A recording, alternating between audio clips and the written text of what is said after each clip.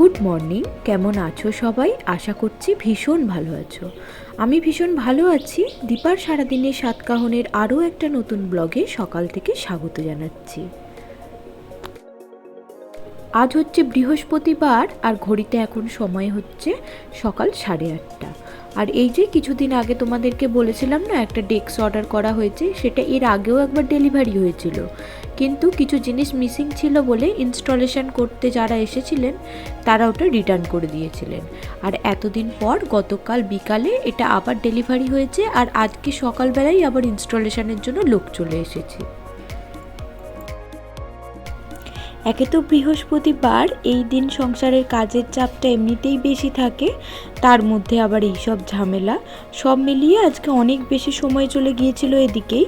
তবে কি আর করার, ঘরের একটা জিনিস হচ্ছে, একাধারে আনন্দ তো ছিলই, আবার অন্যদিকে সব কিছু সময়ের মধ্যে করে উঠতে পারবো কিনা তারও একটা দুশ্চিন্তা কাজ করছিল।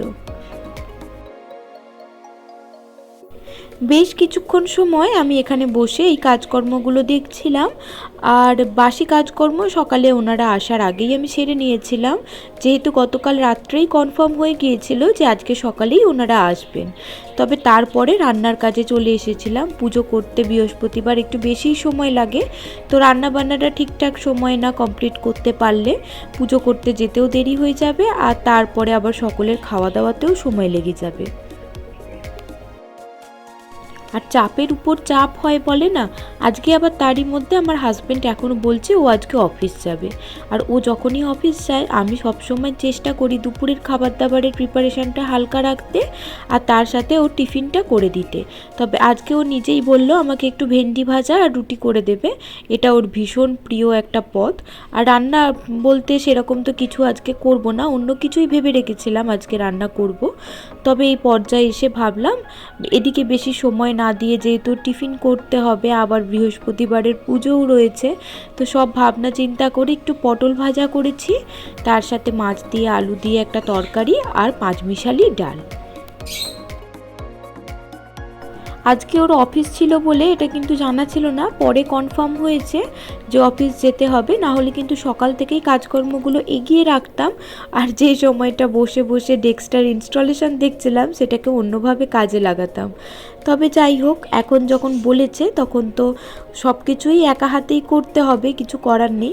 ওদিকে যেহেতু ঘরে কাজ হচ্ছে, মাও বেটুকে নিয়ে বাইরেটায় অপেক্ষা করছে। আর এখন তো জানো বেলার দিকে কি পরিমাণ গরম থাকে, আর আমাদের বাইরে না প্রচণ্ড রোদের তাপ আসে, বেটুকে বেশিক্ষণ বাইরে রাখাটাও ঠিক নয়। তাই সব মিলিয়েই আর কি তাড়াহুড়ো করছি যাতে কাজগুলো ঠিকঠাকভাবে করে ফেলতে পারি। আজকে আর একটা কাজ নিয়ে বসে থাকার অপশান নেই, এই যে মাছের ঝালটা বসিয়ে দিয়েছি, তার সাথে এদিকে জলের বোতলগুলোও ভরে ফেলছি। আসলে এখন যদি প্রত্যেক দিনের মতো আস্তে ধীরে গুছিয়ে করতে যাই তাহলে কিন্তু কোনো কাজই আমি আর ম্যানেজ করতে পারবো না, মাঝে মাঝে এরকম তাড়াহুড়োর মধ্যেও কাজ করতে হয়।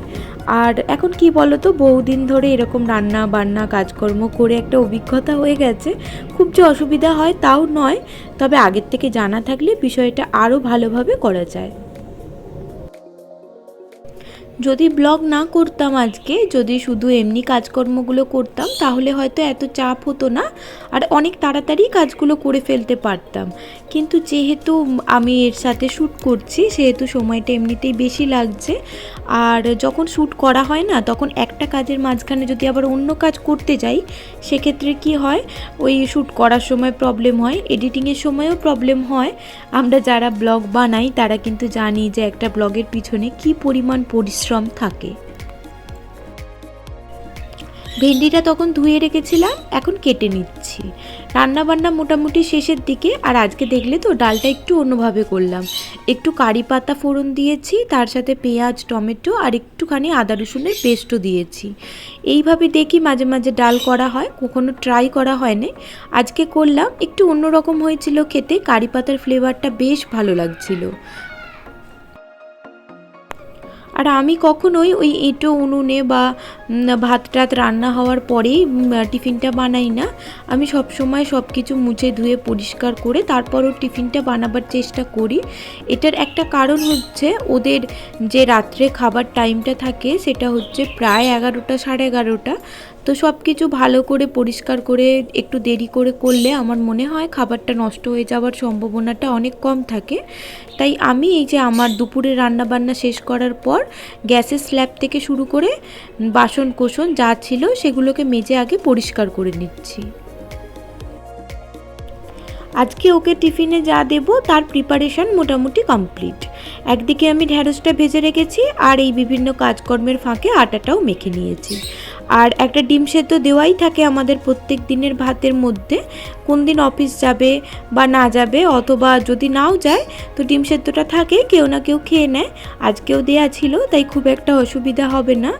এই কাজকর্মগুলো সেরে তাই আমি সিধে চলে গিয়েছিলাম স্নান করতে। আজকে বৃহস্পতিবার, আর বৃহস্পতিবারের পুজো না করে আমি না জল খাই না, তো খুব অসুবিধা হয়ে যায় যদি খুব দেরি হয়ে যায়। আর যা গরম পড়েছে আমার ভীষণ রকম জল তেষ্টা পাচ্ছিল, তাই ভাবলাম স্নান করে আগে পুজোটা সেরে নিই, তারপরে অন্যান্য কাজগুলো করব। গতকাল রাত্রে কয়েকটা নাইটি ভিজিয়ে রেখেছিলাম কাচার জন্য। একটু ভিজিয়ে রাখলে প্রতিদিনের পরা নাইটিগুলো না ভালো পরিষ্কার হয়। সেগুলোকেই স্নান করতে যাবার আগে একটু কেচে নিয়েছিলাম, এখন স্নান করে এসে মেলে দিলাম। আর এদিকে এই সব করতে গিয়ে দেখি আবার জলও চলে এসেছে। আসলে আজকে তো থাকতে থাকতে বেলাটা অনেক হয়েছে, আর জল যখন এসেছে তখন ভাবলাম জলটা ভরে নিই। জল যে কতক্ষণ থাকবে তার কোনো গ্যারেন্টি নেই। আর জলটা ভরা থাকলে কি হবে, বাপি, আমার হাজব্যান্ড এদের স্নান করা হয়ে যাবে। ঠান্ডা ঠান্ডা জলে গরমকালে স্নান করতে তো বেশ ভালোই লাগে, তাই না? ধরা জলটা কি হয়, গরম হয়ে যায়। তাই এই যে আমি এখানে জলগুলোকে ভরে নিই, তারপর যাব পুজো করতে। আমার এদিকে দেরি হচ্ছে দেখে এর ফাঁকে মা একবার ঠাকুরের বাসনগুলো সব ধুয়ে দিয়েছে, তার সাথে ফুল টুল তুলে সব জোগাড়জাতি করে দিয়েছে। আজকে ভেবেছিলাম একটু বেরোবো, একটু ফুল মালা নিয়ে আসবো, মিষ্টি নিয়ে আসবো, যেহেতু বৃহস্পতিবার। কম বেশি প্রত্যেকটা বৃহস্পতিবারেই আনার চেষ্টা করি, তবে আজকে এই যে এত কাজের মাঝে আর সময় হলো না। ঘরে যে ফুল ফুটেছিল তাই দিয়েই আজকে পুজো দেবো। বৃহস্পতিবারের পুজো করতে একটু তো সময় লাগেই, এটা আমরা সকলেই জানি। তাই আমি আগে কি করি বলো তো, সব কিছু গুছিয়ে নিই, তারপরে পুজোটা করতে শুরু করি। এই দিন পাঁচালি পরা, সব কিছু সুন্দর করে গুছিয়ে রাখা, একটু মুছে পরিষ্কার করে নেওয়া, এই সব করতে কিন্তু অনেক বেশি সময় লাগে। আজকে জানো তো মনটা ভীষণ খারাপ লাগছিল, মা লক্ষ্মীর গলায় একটা মালা দিতে পারলাম না। আজকে খুব ভেবেছিলাম, এখন তো বাজারে খুব জুঁই ফুলের মালা উঠেছে, একটু জুঁই ফুলের মালা নিয়ে আসবো, এনে মা লক্ষ্মীর গলায় দেবো। কিন্তু পরে বৌদি বলল, আমি বাজারে গিয়েছিলাম, সেরকম ভালো মালা পাইনি, তার মধ্যে আমাদের তো সময়ই হয়নি আজকে বেরোবার। তাই ভাবলাম থাক, এই সপ্তাহটা এইভাবেই পুজোটা করি, তবে পরের সপ্তাহে নিশ্চয়ই আগে থেকে সময় করে গিয়ে সব কিছু জোগাড় করে আসবো। অন্যান্য দিন তো অতটা বেশি সময় দিতে পারি না বেরোবার, তবে বৃহস্পতিবারটা না আমি সব দিন চেষ্টা করি একটু মিষ্টি দিয়ে পুজো দেওয়ার বা ফল দেওয়ার, আর তার সাথে একটু ফুল নিয়ে আসার, ফুল দিয়ে সুন্দর করে সিংহাসনটা সাজাবার। কিন্তু আজকে তো দুটোর কোনোটাই হয়নি, তাই ওই ঠাকুরকে নকুলদানা দিয়েই পুজো দিলাম। এক একটা দিন আসলে এতটাই তাড়াহুড়োর মধ্যে কাটে, তখন না ঠিক কোথা থেকে যে ভিডিও করা শুরু করব আর কিভাবে যে তোমাদের সামনে ভিডিওটা প্রেজেন্ট করব সেটা মাথাতেই আসে না। পুরো ঘেটে হজবরল টাইপের হয়ে যায়। আজকের দিনটাও ওরকমই। আমি কিন্তু বেশ সময় নিয়ে অনেকক্ষণ থেকেই পুজোটা করেছি, তবে কিছু কাটা কাটা অংশ তোমাদের মাঝখানে শেয়ার করলাম। পুরোটা যদি শেয়ার করেই তোমাদের দেখতেও ভালো লাগবে না, প্লাস কিন্তু ভিডিওটা অনেক বড় হয়ে যাবে। পুজো করার পরে আমি কিন্তু দুপুরে লাঞ্চ করে নিয়েছি। আসলে আমাদের বাড়িতে সকলে একসাথে লাঞ্চ করতে ভীষণ পছন্দ করে, কেউ কাউকে ছাড়া লাঞ্চ করতে চায় না। তো সেক্ষেত্রে সবাই বসেছিল, সেই বিষয়টা খারাপ লাগছিল, তাই আগে লাঞ্চটা করে নিলাম। আর ও এখন একটু রেস্ট নেয় খাওয়া দাওয়ার পরে, আর ও অফিসের জন্য বেরোয় মোটামুটি ওই 2:30 থেকে 2:45-এর ভিতরে। তো এই মাঝখানে বেশ খানিকটা সময় থাকে, আর আমি বেশিরভাগ সময় চেষ্টা করি এই সময়ই ওর রাতের যে খাবারটা আমি প্যাক করি সেটা বানাবার, তাহলে না নষ্ট হয়ে যাবার ভয় থাকে না। টিফিনের মধ্যে আটা অবস্থায় তো থাকে, নষ্ট হয়ে গেলে খেতে কিন্তু ভীষণ অসুবিধা হবে। আর খুব কম টাইমেরই একটা ব্রেক থাকে, তো সেই ব্রেকের মধ্যে বেরিয়ে খাওয়া দাওয়া করে আবার আসাটা ওর কাছে একটু চাপ মনে হয়। তাই আমি সবসময় চেষ্টা করি ঘর থেকে ওর রাতের ডিনারটা প্যাক করে দেওয়ার। আর এই তো আজকে ওকে দিয়েছিলাম ভেন্ডি ভাজা, রুটি, ডিম সিদ্ধ আর তার সাথে একটু চানাচুরের চাট বানিয়ে দিয়েছিলাম। পেঁয়াজ কাঁচা লঙ্কা দিয়ে দিয়েছিলাম চানাচুরটার উপরে, আর এক টুকরো লেবু দিয়ে দিয়েছিলাম, ওটাও পরে দিয়ে তারপরে খাবে যতটুকু প্রয়োজন হবে। এই তো ওকে মোটামুটি সব কিছু জোগাড় করে দিয়েছি, টিফিন, ব্যাগ, হেলমেট। এখন খালি ও রেডি হয়ে বেরোবে। আর বেরোবার আগে বাবা আর মেয়ের মধ্যে ভালোবাসার একদম ফোয়ারা ছোটে। আসলে অনেকটা সময় তোকে দেখতে পায় না, ওর বাবা ওকে ভীষণই মিস করে।